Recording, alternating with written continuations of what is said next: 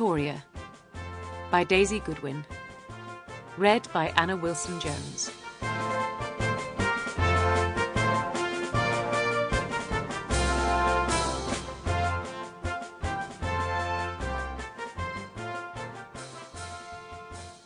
Prologue. Kensington Palace, September 1835.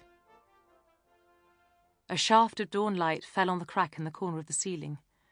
Yesterday it had looked like a pair of spectacles, but overnight a spider had embroidered the fissure, filling in the gap, so that now it looked, she thought, like a crown. Not the crown that her uncle wore, which had looked heavy and uncomfortable, but the sort that a queen might wear, lacy, delicate, but still strong. After all, her head, as Mamma and Sir John never ceased to point out, was extremely small. When the time came, and there could be no doubt now that it would, she would need a crown that fitted. There was a snore from the big bed. "Nine, nine!" cried her mother, wrestling with her sleep demons. When she became queen, she would insist on having a room of her own. Mamma would cry, of course, and say that she was only trying to protect her precious Drina, but she would be firm. She imagined saying, "As the queen, I have the household cavalry to protect me, Mamma. I imagine I will be quite safe in my own room." She would one day be queen. She knew that now. Her Uncle King was old and not in good health, and it was clearly too late for his wife, Queen Adelaide, to produce an heir to the throne.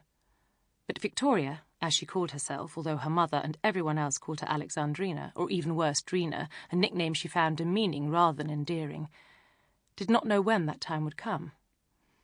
If the king were to die before she attained her majority in 2 years' time, it was highly likely that her mother, the Duchess of Kent, would be appointed regent, and Sir John Conroy, her special friend, would be at her side.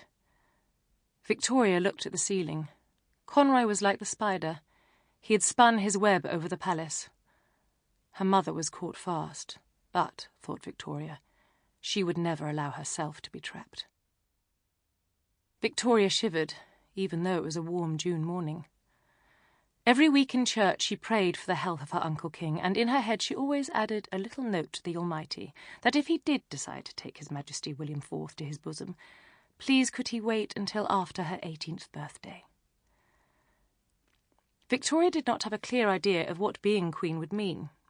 She had history lessons from her governess, Lazen, and tutorials on the Constitution from the Dean of Westminster, but no one could tell her what a queen actually did all day. Her Uncle King seemed to spend most of his time taking snuff and complaining about what he called the damned wigs. Victoria had only seen him wearing his crown once, and that was because she had asked him to put it on for her. He told her he wore it when he opened Parliament, and asked if she would like to come with him. Victoria had answered that she would like to very much, but then her mother had said that she was too young. Victoria had heard Mamma talking about it afterwards with Sir John. She had been looking at an album of watercolours behind the sofa, and they had not seen her. "As if I would allow Drina to be seen in public with that awful old man," her mother had said crossly. "The sooner he drinks himself to death, the better," Sir John had replied. "This country needs a monarch, not a buffoon." The Duchess had sighed. "Poor little Drina. She is so young for such responsibility." Sir John had put his hand on her mother's arm and said, "But she will not be ruling alone.